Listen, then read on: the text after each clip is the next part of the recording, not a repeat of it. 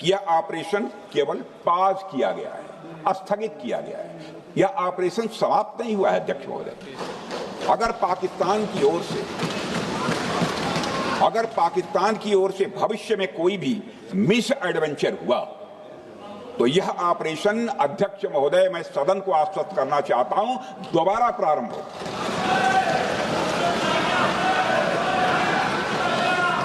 अध्यक्ष महोदय, भारतीय वायुसेना के जबरदस्त हमलों, नियंत्रण रेखा पर थल सेना की मजबूत जवाबी कार्रवाई और नौसेना के हमलों के डर ने पाकिस्तान को झुकने के लिए मजबूर कर दिया।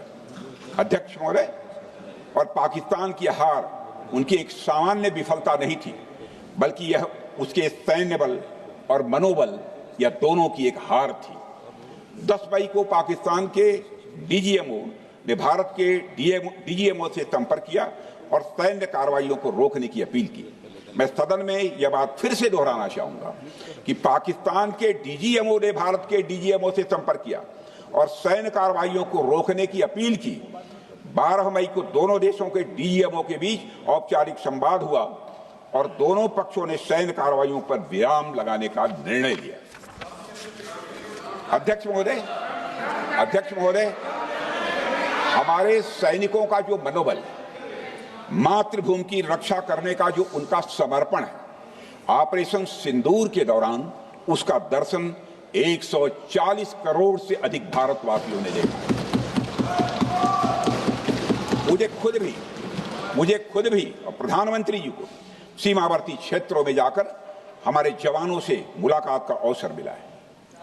अध्यक्ष महोदय, श्रीनगर के मिलिट्री बेस पर, भुज के एयरबेस पर, उधमपुर के कमांड सेंटर पर, हर जगह प्रत्यक्ष मैंने अपनी आंखों से देखा कि हमारे सैनिकों का मनोबल अपनी पूरी बुलंदी पर था। उनकी आंखों में विश्वास है और उनका संकल्प अडिग है।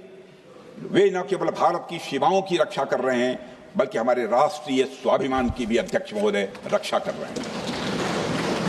अध्यक्ष महोदय, किसी भी देश में जनता सत्ता पक्ष को और विपक्ष को अलग अलग दायित्व सौंपती है, दोनों को अलग अलग दायित्व, और हेल्दी डेमोक्रेसी में तो स्वाभाविक है। सत्ता पक्ष का काम होता है जनता के हितों को ध्यान में रखते हुए कार्य करना, और विपक्ष का काम होता है सरकार से जनता के मुद्दों से संबंधित जरूरी प्रश्न पूछना। ऑपरेशन सिंदूर क्यों शुरू किया गया, इसकी जानकारी पहले भी दी गई है और आज भी मैंने सदन को दी है। अध्यक्ष महोदय, कभी कभी हमारे प्रतिपक्ष के लोग ये पूछते रहे हैं कि हमारे कितने विमान गिरे। मुझे लगता है उनका यह प्रश्न हमारी राष्ट्रीय जनभावनाओं का सही से प्रतिनिधित्व नहीं कर रहा है। मुझे लगता है उन्होंने एक बार भी हमसे यह नहीं पूछा कि हमारी सेनाओं ने दुश्मन के कितने विमान मार गिराए।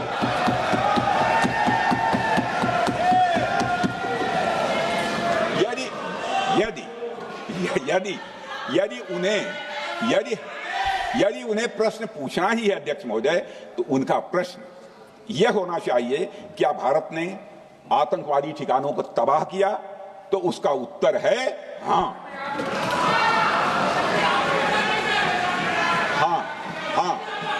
मैं विपक्ष के सम्मानित साथियों से कहना चाहता हूं कि आपको प्रश्न पूछना है तो यह प्रश्न पूछिए, क्या ऑपरेशन सिंदूर सफल रहा? तो उसका उत्तर है हाँ।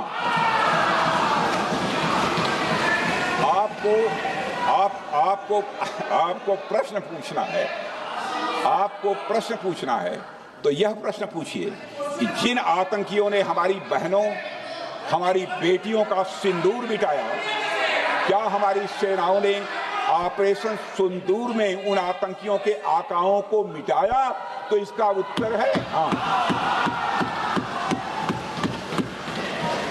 और आपको प्रश्न पूछना है तो यह पूछिए कि इस ऑपरेशन में क्या हमारे जाबाज सैनिकों को कोई क्षति हुई है? तो उसका उत्तर है नहीं। अध्यक्ष महोदय, लक्ष्य जब बड़े हो तो अपेक्षाकृत छोटे मुद्दों पर हमारा ध्यान नहीं जाना चाहिए। लक्ष्य बड़े हों तो छोटे मुद्दों पर अपेक्षाकृत जो छोटे मुद्दे होते हैं कंपैरेटिवली, उन पर ध्यान नहीं जाना चाहिए, क्योंकि छोटे मुद्दों पर ही ध्यान देते रहने से देश की सुरक्षा और सैनिकों के सम्मान और उत्साह जैसे बड़े मुद्दों से ध्यान हट सकता है, जैसा कि विपक्ष के हमारे कुछ साथियों के साथ हो रहा है। अब चूंकि विपक्ष के मित्र ऑपरेशन सिंदूर को लेकर उचित प्रश्न नहीं पूछ पा रहे हैं, तो उन्हें मैं क्या बताऊं अध्यक्ष महोदय। मैं लगभग 4 डिकेड से अधिक समय से राजनीति में, सत्ता पक्ष हो या विपक्ष हो, अपनी पार्टी हो या दूसरी पार्टी हो, कभी भी किसी के साथ दलगत राजनीति को मैंने शत्रुतापूर्ण तरीके से जिंदगी में नहीं देखा है मैंने अध्यक्ष महोदय। इसलिए आज अगर विपक्ष प्रश्न पूछने में असफल है, मैं विपक्ष को उनके इस काम में थोड़ी सी मदद करना चाहता हूं। अध्यक्ष महोदय, मैं विपक्ष के अपने सम्मानित साथियों से ये कहना चाहता हूं कि यदि आज हम लोग सत्ता पक्ष में हैं, तो ऐसा नहीं है कि हम हमेशा सत्ता पक्ष में ही रहेंगे। यह आवश्यक नहीं है, किसी के लिए आवश्यक नहीं। एक लंबा समय हमने विपक्ष का काम किया है, एक लंबा समय हमने सरकारों से सवाल पूछने में लगाया है। जनता ने जब हमें विपक्ष में रहने का दायित्व सौंपा था, तो हमने विपक्ष में रहकर विपक्ष की भूमिका को बड़े ही सकारात्मक तरीके से निभाया भी। अध्यक्ष महोदय, विपक्ष में रहकर हमने कैसे प्रश्न पूछे, इसके कुछ उदाहरण मैं यहां रखना चाहता हूं। 1962 में अध्यक्ष महोदय, चीन के साथ हुए युद्ध में जब दुखद परिणाम आया, तो हमने उस समय की सरकार से यह पूछे थे, लेकिन वह प्रश्न यह था कि हमारे देश की धरती पर दूसरे देश का कब्जा कैसे हुआ। हमने यह प्रश्न पूछा था कि हमारी सेना और हमारी जनता अपमानित क्यों हुई। हमने यह प्रश्न पूछा था कि बड़ी संख्या में हमारे सैनिक हताहत कैसे हुए। हमने यह प्रश्न नहीं पूछा कि हमारे टैंक, हमारी मशीनें, हमारी बंदूकें क्यों ध्वस्त हो गई। यह प्रश्न हम लोगों ने नहीं पूछा। मशीनों और तोपों की चिंता न करके, मशीनों और तोपों की चिंता न करके अध्यक्ष महोदय, हमने देश की टेरिटरी की चिंता की, हमने देश के सैनिकों की। इसी तरह 71 के युद्ध में, 71 के युद्ध में, जब हमने पाकिस्तान को सबक सिखाया, मैं उस समय की सरकार को मैं बधाई देना चाहता हूं। हमने अपने राजनीतिक और सैन्य नेतृत्व की प्रशंसा की। हमने ये नहीं देखा कि किस दल की सरकार है, किस विचारधारा की सरकार है, इसकी चिंता नहीं की कभी। हमारे नेता अटल बिहारी वाजपेयी ने संसद में खड़े होकर उस समय के नेतृत्व की प्रशंसा की थी। हमने इस बात की खुशी जाहिर कि हमने अपने शत्रु को सबक सिखाया। हमने उस दौरान यह प्रश्न नहीं पूछा कि सबक सिखाने के दौरान में भारत के कितने प्लेन्स गिरे, भारत के कितने इक्विपमेंट्स बर्बाद हुए। यह प्रश्न अध्यक्ष महोदय उस समय भी हम लोगों ने नहीं पूछा। अध्यक्ष महोदय, यदि मैं इसे और भी प्रैक्टिकल तरीके से समझाऊं, तो किसी भी परीक्षा के परिणाम में रिजल्ट मैटर करता है।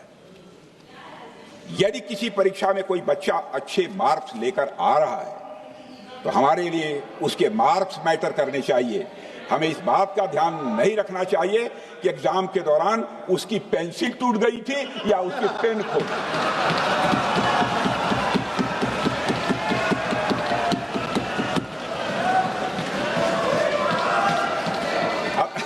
अध्यक्ष महोदय, अल्टीमेटली रिजल्ट मैटर करता है, और रिजल्ट यह है अध्यक्ष महोदय, अल्टीमेटली रिजल्ट मैटर करता है, और रिजल्ट यह है अध्यक्ष महोदय कि ऑपरेशन सिंदूर के दौरान हमारी सेनाओं ने जो लक्ष्य निर्धारित किया था, उन लक्ष्यों को पूर्ण रूप से प्राप्त करने में हमने कामयाबी हासिल की।